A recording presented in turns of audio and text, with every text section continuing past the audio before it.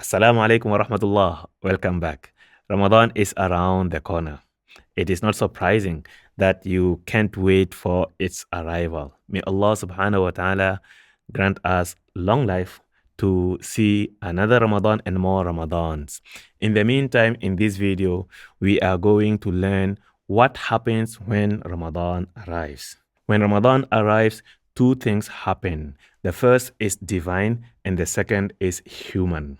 For divine, Allah subhanahu wa ta'ala promises to open the gates of paradise wider and close the gates of hell and get all the big devils chained up.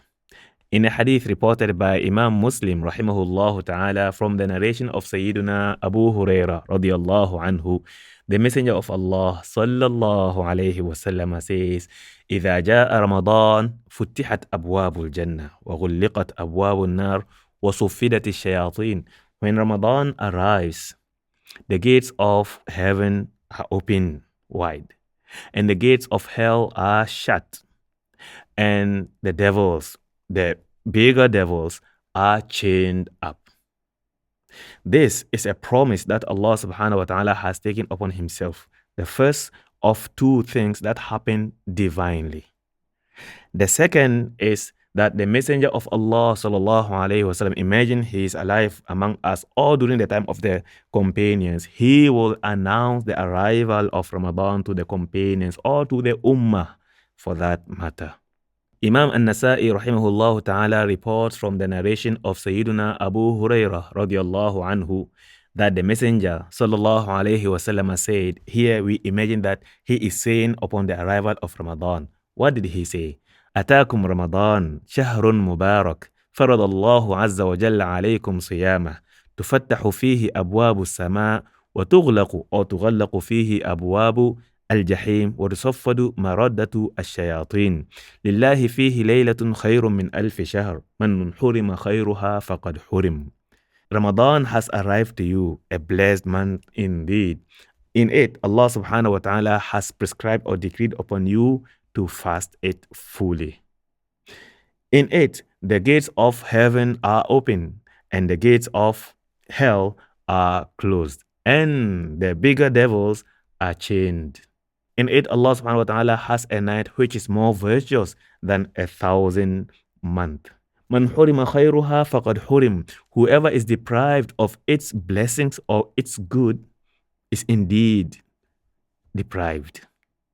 So imagine yourself during the time of the Prophet sallallahu alaihi wasallam, and it is announced that the moon of Ramadan has been sighted, and the Messenger of Allah sallallahu alaihi wasallam shares with us the divine action that Allah subhanahu wa ta'ala has taken. What are you going to do? And in the absence of the Prophet sallallahu alaihi wasallam, his sunnah is still present. And the local authorities in Muslim communities or even leaders in Muslim communities take the role of sharing and announcing the arrival of the month of Ramadan. So this is the first side of what takes place, the divine part of event, the moment Ramadan kicks in.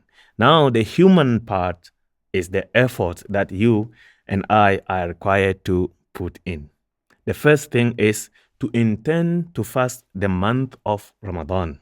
Here I'm sharing three basic things that the Muslim should observe upon the arrival of the month of Ramadan. The first thing is to intend to fast the month of Ramadan fully. And intending to fast the month of Ramadan should take place before the dawn, before Fajr time.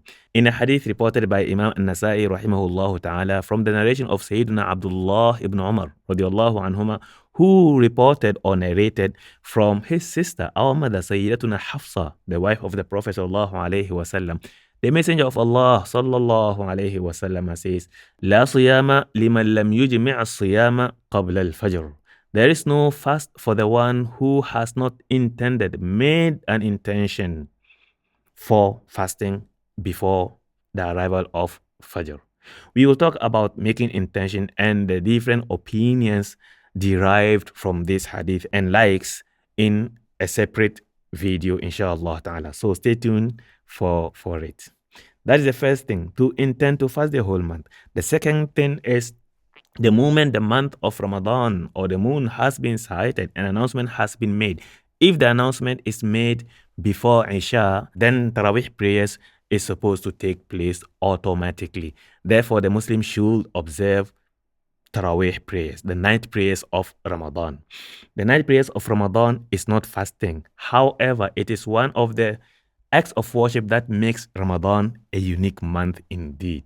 Imam al-Bukhari rahimahullah ta'ala reports from the narration of Sayyiduna Abu Huraira radiyallahu ta'ala anhu that our beloved Rasulullah sallallahu alayhi wasallam says, "Man qama Ramadana imanan wa ihtisaban غفر له ما تقدم من ذنبه." Whoever stands for night prayer in Ramadan, Taraweeh in Ramadan, imanan wa ihtisaban, for Allah's sake, out of faith and also expectation of rewards from Allah alone.